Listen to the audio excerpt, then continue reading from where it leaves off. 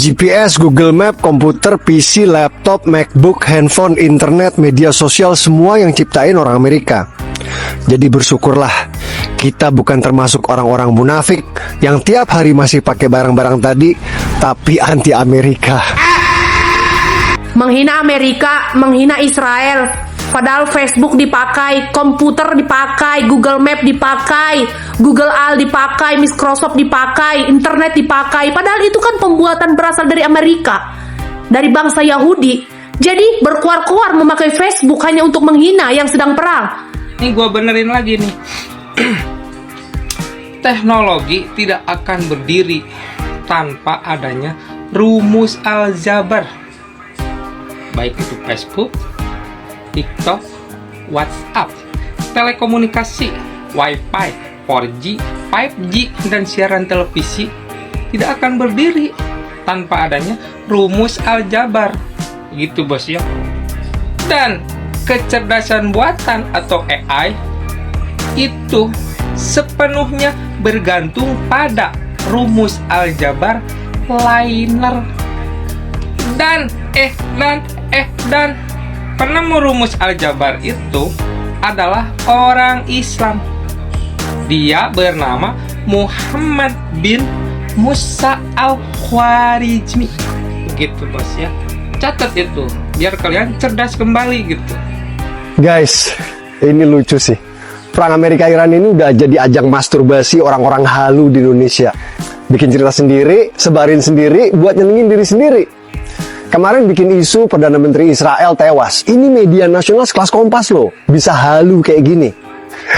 Ternyata kemarin hari Minggu orang yang muncul ke publik sehat walafiat. מה שאלת אותי? אתה רוצה שאני אומר ברשת שאתה בכלל מת? אתה רוצה לספור את מספר אצבעות? אתה יכול להראות לנו? פה. ראית? Sebelumnya juga sering ngarang dongeng kota Tel Aviv hancur dibombardir rudal Iran. Lalu nyebarin video AI kota Tel Aviv hancur secara masif di media sosial. Buat apa coba? Lalu saya minta sahabat saya di sana Jos untuk bikin live di kota Tel Aviv. Ternyata baik-baik saja. Sama ke Tel Aviv besok, nanti saya kasih lihat real time live. Gak bikin live di Tel Aviv, gonna come with me. Iran menduga Perdana Menteri Israel. Ingat ya, jangan percaya hoax-hoax. Pokoknya aman. Kenapa ya pada seneng nipu diri sendiri kayak gini? Gak ngerti gua. Jadi udah persis kayak masturbasi buat nyenengin diri sendiri aja. Kunjung muncul di publik. Heran deh. Emang susah ya kalau serbet warteg dikasih nyawa. Jadi orang waras tidak usahlah percaya sama media nasional untuk urusan perang Amerika lawan Iran ini. Menghina Amerika, menghina Israel, padahal Facebook dipakai, komputer dipakai, Google Map dipakai, Google Al dipakai, Microsoft dipakai, internet dipakai, padahal itu kan pembuatan berasal dari Amerika. Ini kalau orang-orang yang bodoh, orang-orang yang DONGO gitu, non-go gitu ya. Ini pasti tepuk tangan nih, memuji-muji gitu ya. Amazing kakak, luar biasa kakak, iya kakak, bener kakak. Ini padahal ke bawah bodoh gitu ya. Jadi begini, tapi jangan takut selama ada Bang Awo-Awo yang ke bawah bodoh itu akan Bang Awo-Awo cerdaskan kembali gitu, akan Bang Awo-Awo bikin cerdas kembali. Karena jangan sampai salah, ilmu pengetahuan itu jangan sampai salah karena kebodohan gitu dan kesok pintaran gitu. Ini gua benerin lagi nih. Teknologi tidak akan berdiri tanpa adanya rumus aljabar, baik itu Facebook, TikTok, WhatsApp, telekomunikasi, Wi-Fi, 4G, 5G, dan siaran televisi tidak akan berdiri tanpa adanya rumus aljabar. Karena fondasi ilmu komputer atau algoritma itu atau software dari mulai WhatsApp, TikTok, Facebook, Wi-Fi, 4G, 5G, telekomunikasi itu berdiri di atas rumus aljabar Boolean, B-O-O-L-E-A-N, aljabar Boolean, gitu bos ya. Dan kecerdasan buatan atau AI itu sepenuhnya bergantung pada rumus aljabar linear. L-I-N-E-A-R. Aljabar linear. Gitu ya. Diproses dalam bentuk metrik. Begitu bos ya. Dan penemu rumus aljabar itu adalah orang Islam. Dia bernama Muhammad bin Musa al-Khwarizmi. Begitu bos ya. Catat itu biar kalian cerdas kembali gitu. Dan satu lagi nih, kalian kan belum tahu ya, pasti belum tahu gitu. Algoritma, yang namanya algoritma itu diambil dari nama penemu rumus aljabar. Algoritma itu diambil dari penemu rumus aljabar, yaitu algoritmi. Algoritmi. Begitu bos ya. Catat itu, jangan sampai ke bawah bodoh gitu bos ya. Buat cerdaskan kembali, tenang, ada Bang Awu yang bodoh pasti akan cerdas kembali begitu. Jadi nih sekali lagi nih, gua sampein teknologi baik itu Facebook, TikTok, WhatsApp, telekomunikasi, Wi-Fi, 4G, 5G, siaran televisi, internet, komputer, software, algoritma, nuklir, almanak atau kalender, matematika itu nggak akan berdiri tanpa adanya rumus aljabar. Nggak akan berdiri bos. Namanya ada, udah algoritma. Jadi itu diambil dari nama Islam, Al-Khwarizmi. Kalender, almanak. Begitu bos.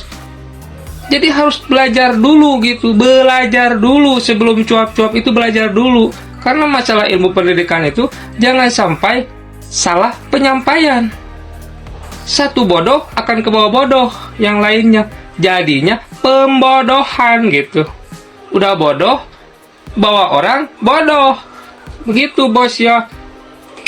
Salam cerdas bos. Jejak digital Abu Janda yang di-up lagi oleh netizen. Yang pertama, ngevlog sama tentara Israel. Kalian pasti pernah lihat video ini ya, Permadi Arya atau Abu Janda yang ekspresinya bahagia banget berkunjung ke Israel. Bahkan di video dia sampai menyapa dan berbincang dengan sejumlah tentara Israel. Video ini itu di-up lagi nih sama netizen dan membuat netizen makin yakin kalau dia ini adalah seorang Zionis, ngeparodiin Prabowo. Jadi ada satu momen si Abu Janda ini bilang seperti ini mengenai Prabowo. Untuk mewujudkan perdamaian, kita harus menjamin keamanan Israel. Itu adalah pernyataan yang terukur dan Pak Prabowo ngerti sejarah. Justru orang-orang yang nyinyirin Pak Prabowo itu orang-orang yang ahistoris dan minim literasi sejarah. Gue jelasin, faktanya, lu giliran gue ngomong gak ada yang tepuk tangan lu bangke. Terlihat kalau Abu Janda ini setuju banget dengan pilihan atau tindakan yang dilakukan oleh Prabowo. Tapi kalau kalian ingat ya, beberapa tahun lalu netizen ini sadar kalau Abu Janda ini pernah memparodikan dan mengolok-olok Prabowo dengan video ala-ala Jarum 76. Dari yang minta istri, punya partai berlogo burung, sampai yang terakhir pengen jadi presiden. Saya beri Anda 3 permintaan. Monggo. Saya minta istri. Saya ingin punya partai. Saya mau jadi presiden. Mimpi. Guys, kayaknya Netanyahu memang udah mati deh. Disclaimer ya, ini bukan sebuah klaim, ini pertanyaan. Karena lagi ramai di internet. Saya mau bahas kronologinya. 1 Maret 2026 Netanyahu terlihat memimpin rapat keamanan di Tel Aviv bersama Menteri Pertahanan, Kepala Staf IDF, dan Direktur Mossad. Terlihat tenang dan ya santai, semua serba normal, tapi nggak ada konferensi pers ya, nggak ada wartawan yang boleh nanya. Oke, masuk 2 Maret. Nah, di sini menariknya. 2 Maret Iran mulai meluncurkan gelombang ke-10 operasi Al-Wa'd Shadiq yang keempat. Gak lama kemudian, Garda Revolusi Iran, mereka membuat rilis bahwa mereka berhasil menyerang dan ngebom kantor Netanyahu di Al-Quds atau Yerusalem dengan rudal Khaybar Shekan. Dan mereka menyebut nasib Netanyahu ini unknown, nggak diketahui apakah mati atau masih hidup. Meskipun gak lama Israel membantah. Nah, di hari yang sama muncul Satu foto Netanyahu lagi berada di lokasi serangan di Beit Shemesh, ya gimmick kayaknya Allah alam. Nah kemudian tanggal 3 sampai 8 Maret dia muncul lagi di beberapa tempat, ya di Pangkalan Udara Panakhim, kemudian di Beersheva muncul lagi, kemudian juga ya di beberapa tempat, tapi lagi-lagi hanya gambar-gambar gitu kan, dan polanya sama. Tidak ada konferensi pers, tidak ada pertanyaan para wartawan secara langsung yang biasanya itu kan dari tradisi ketika turun ke lokasi-lokasi gitu ya. Dan terakhir itu tanggal 9 Maret juga lagi-lagi terlihat katanya sih dia lagi ada di Ashdod, di pelabuhan Ashdod di Israel. Dan itu penampilan publik terakhir dia yang konon terverifikasi oleh media Israel. Setelah itu sunyi. Sampai beberapa hari kemudian, sekitar kemarin lah tanggal 13 Maret, muncul sebuah video dengan latar belakang yang sangat polos. Gak pernah dia bicara dengan latar belakang polos dan benar-benar banyak kejanggalan. Ketika dia ngomong, giginya muncul hilang, kemudian tangannya, satu tangan ada 6 jari, dan ada beberapa banyak kejanggalan. Sampai para netizen di berbagai belahan dunia itu ramai memperbincangkan video-video ini, dan mereka sepakat bahwa ini adalah video AI. Kenapa pemerintah Israel merilis pidato Netanyahu dalam bentuk AI? Kayaknya memang dia benar-benar mati, terbunuh koit oleh bom Iran atau bagaimana nih? Kali ini kita akan mereview yang katanya video ini yang terbaru ya. Nah ini kita lihat Benjamin Netanyahu sedang mau minum kopi, tapi ada sedikit aneh. Oke, kita langsung apa yang aneh? Kita perhatikan kopi yang ada di dalam gelasnya ya. Warga-warga TikTok, kita lihat. Kita langsung jom saja. Nah, kenapa kopinya kok tidak tumpah seperti itu? Padahal sangat luber-luber, tapi kenapa tidak tumpah? Saya juga pembuat video AI. Dengan video ini saya agak curiga. Ini menggunakan video menggunakan. Nah untuk bagian ini juga saya curiga. Kenapa habis diminum kopinya kok tidak berkurang? Masih sama seperti di awal ya. Nah disinilah saya curiganya juga. Oke, tapi selebihnya saya pasrahkan semuanya kepada teman-teman TikTok, warga TikTok, analisa sendiri. Karena saya juga tidak mengatakan ini AI atau tidaknya, cuman saya menganalisa kok seperti atau mirip atau masih ada seperti pembuatan AI. Oke, terima kasih kalau narasi saya berbicara kurang bisa. Terima kasih dari saya. Gila ya, baru aja klarifikasi sambil minum kopi. Sekarang Benjamin Netanyahu klarifikasi lagi. Tapi anehnya, setiap muncul video baru, selalu aja ada celah yang langsung ketangkap sama mata netizen. Di video klarifikasi kedua ini, netizen malah salah fokus ke tangannya. Coba kalian lihat, cincinnya terlihat hilang, lalu muncul lagi di frame berikutnya. Hal kecil kayak gini langsung dibedah frame per frame. Apalagi sebelumnya juga sempat viral soal keanehan jumlah jari di video lain. Makanya banyak yang makin yakin ini kemungkinan video AI. Karena di teknologi AI, detail kecil seperti jari, cincin, atau aksesoris sering berubah-ubah antar frame. Jadi, buat sebagian orang, keanehan kecil ini justru dianggap jadi petunjuk kalau videonya bukan rekaman biasa. Guys, di 10 hari terakhir jangan lupa terus beriktikaf ya. Ada berita-berita yang juga sepertinya hadir dari Allah buat kita. Ini dia, pernyataan postingan semua hampir mengkonfirmasi bahwa Netanyahu sudah di-eliminated. Nah, sekarang ini ada beberapa nama yang tercatat jadi fakta. 6 pejabat tinggi Israel yang ikut pindah alam ya. Mereka adalah Itamar Ben-Gvir yang kemarin katanya masih hidup, enggak, ternyata juga masuk dalam daftar. Itamar Ben-Gvir menterinya yang jahat banget itu. Kemudian David Barnea, ini kepalanya Mossad banget ya, Mossad seluruh dunia, topnya ini dia. David Barnea juga kena ya. Shlomi Binder, dia adalah ketua intelligence dari Israel. Kemudian ada Tomar Bar, kepala Air Force-nya juga kena. Dan David Zini, General Staff juga kena. Ini baru 5. Satunya lagi siapa? Coba dipikirkan diri. Karena menurut informasi, Netanyahu ini kemudian cepat-cepat dibawa ke negara Eropa. Nggak ada satu negara Eropa pun yang menerima kecuali Jerman. Karena ada beberapa postingan atau saksi yang mengatakan bahwa pesawat Wings of Zion miliknya itu ada di Jerman. Dan setelah dicoba dirawat, ternyata pindah alam di tanggal 11 kemarin. Kalau nggak salah. Mungkin ada konfirmasi dalam beberapa waktu ke depan. Kalau mereka mau reveal, ya entah itu benar atau salah, kita nggak tahu. Tapi sepertinya sudah kelihatan bahwa apa yang dikatakan guru-guru kita, ustadz kita, ulama Palestina, Syekh Yasin, juga para ustadz kita yang mengisi beberapa podcast mengatakan bahwa Israel akan hancur 2027. Sepertinya mungkin kejadian lebih awal kali ya. Mudah-mudahan benar terjadi seperti itu. Tapi ya walau alam pesawat, karena semua hanya di tangan Allah. Dan apa yang kita lihat seperti penggambaran dari hadis Nabi ya, yang mengatakan bahwa waktu fitnah Dajjal datang, yang mengatakan jika aku bangkitkan ayahmu dari kematian, apakah kau akan percaya sama aku? Ini ungkapannya seperti kalau memang dia udah wafat, seolah-olah teknologi itu mengatakan dia masih hidup dengan jari 6. Masih percaya juga. Kalau sama gitu aja percaya, apalagi kalau Dajjal turun, gampang banget kalian kena. Gimana pendapat kalian? Terus kolom komen. Pak Anwar Abbas, salah seorang ketua GPP Muhammadiyah, menyampaikan langsung kepada Kapolri agar Abu Janda segera ditindak sesuai dengan hukum yang berlaku. Pernyataan-pernyataan yang bersangkutan, baik yang menyangkut Islam dan umat Islam, memang saat ini tidak bisa ditoleransi lagi. Apalagi pernyataan terakhir yang menyebutkan bahwa Islam adalah agama yang arogan. Kepolisian tidak perlu ragu untuk memeriksa dan menindak yang bersangkutan sesuai dengan hukum yang berlaku. Apabila memang fakta-fakta dan bukti-bukti hukumnya cukup kuat. Di negara ini tidak ada seorang pun yang kebal hukum. Saya yakin demi Allah, demi Rasulullah, pasti kita rela banget, ikhlas banget perang sama Malaysia, bener gak? Diserang-serang terus. Haruskah kita menyebut Malaysia sebagai perbandingan konflik perang yang saat ini terjadi? Kenapa harus sebut Malaysia?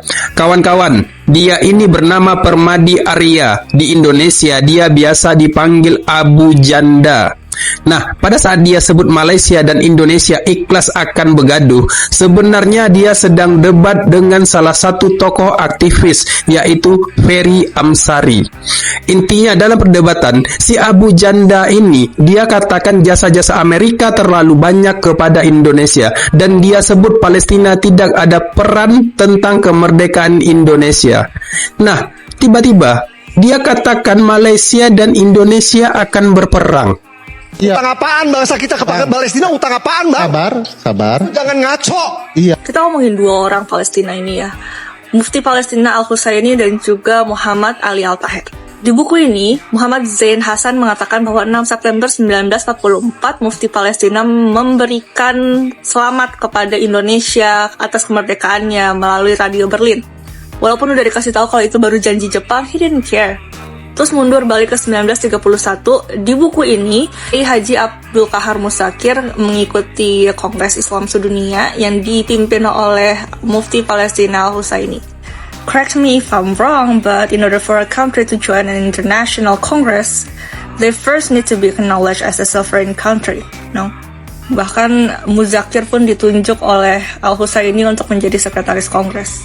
Masuk ke 1932, Muzakir akhirnya diangkat menjadi anggota redaksi sebuah surat kabar yang dimiliki oleh Palestinian journalist Muhammad Ali Al-Tahir.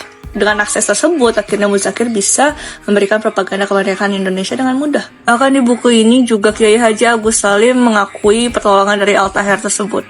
Ini juga ada fotonya, Kiai Haji Agus Salim sedang berdiplomasi di Dar Ashura, toko media punya Al-Tahir, di 1946 Egypt. Tahun 1956, tadinya Soekarno juga memberikan penghargaan kepada Al-Tahir karena sudah membantu penyebaran diplomasi kemerdekaan Indonesia. Cuma udah keburu dikudeta. Ada textbooknya, sumbernya cuma dari meme, ceritanya begini, begitu, tapi ini pseudo history semua. Jadi ini bisa dibilang, ya, fiksi lah.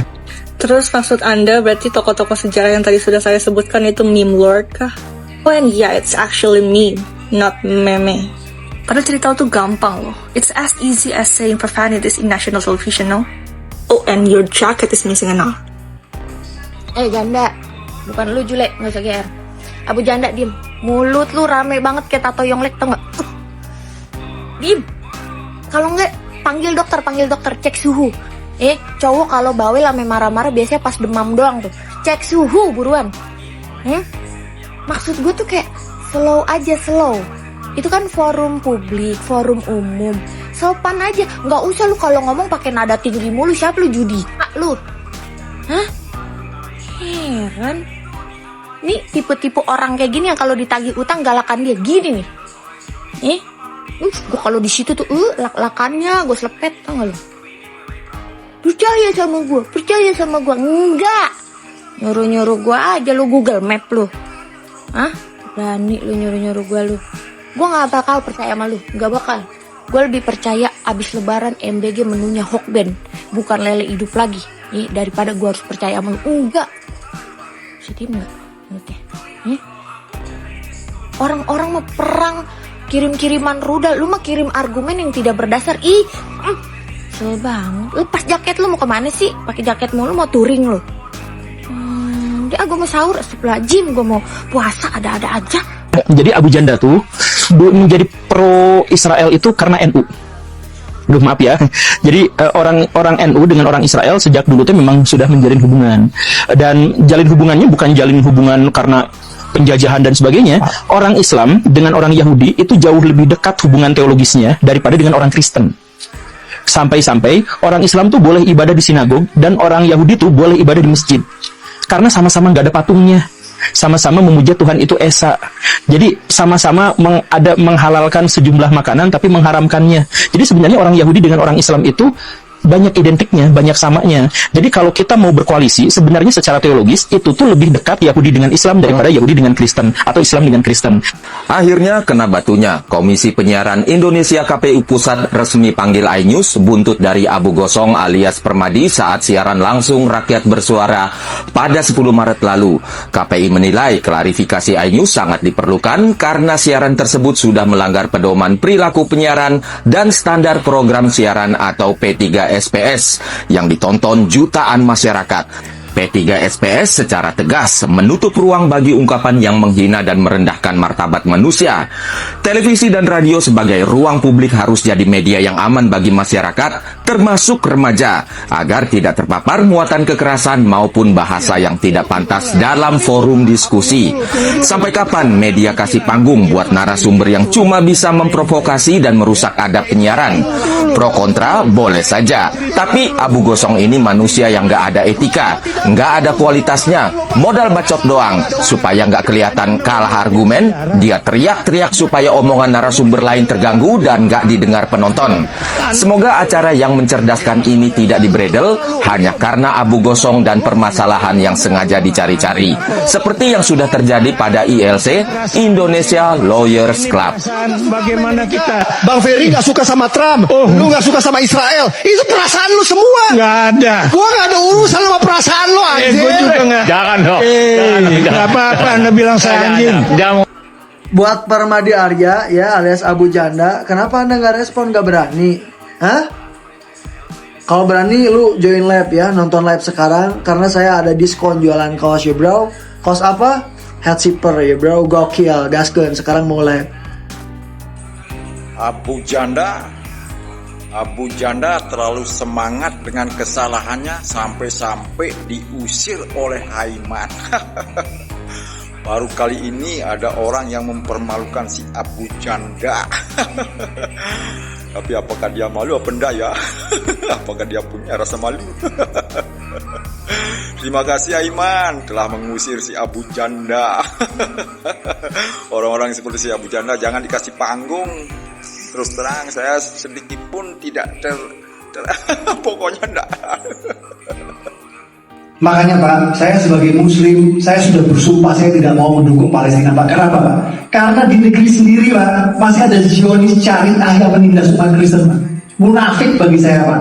Kalau saya membela penindasan di seberang lautan, sementara di negeri sendiri, kaum saya sendiri masih menindas umat minoritas. Logical falasi dari Abang Permadi. Gini, makanya Pak, kemarin ada orang dipukulin sama orang Pak, saya diemin aja Pak, karena di kampung saya itu Pak, ada orang juga suka mukulin orang Pak, makanya demi Allah saya bersumpah, saya tidak akan menolong tetangga saya itu Pak, karena di kampung saya aja itu masih banyak orang mukulin orang juga Pak. Ini logika macam apa Bang Permadi? Apa dosanya orang Palestina digebukin sama orang Israel, kemudian saya biarkan hanya karena di negara saya ada yang pelit? Ini logika macam apa yang sedang Anda gunakan? Adapun tindakan intoleran, penyerangan terhadap gereja-gereja yang dengan alasan yang tidak logik, itu sesuatu yang kita tentang. Ini kita sepakat bang, kita nggak usah pakai banyak-banyak gaya di titik itu. Tapi maaf, apa masalahnya kemudian kalau ada problematika di negara kita tidak boleh menolong orang-orang yang terzolimi yang ada di Palestina? Bukan itu alasan Anda. Alasan Anda murni karena Anda memang membenci Palestina, murni karena Anda memang mencintai Israel dalam banyak-banyak postingan-postingan yang Anda berikan. Jadi pesan saya cuma satu bang, orang yang cerdas tidak akan menjadikan kesalahan orang lain sebagai alasan untuk kita melegalitaskan kesalahan diri kita sendiri. Itu pendapatku. Bagaimana pendapat kalian? Saya Udail Huda, cerdas berpikir.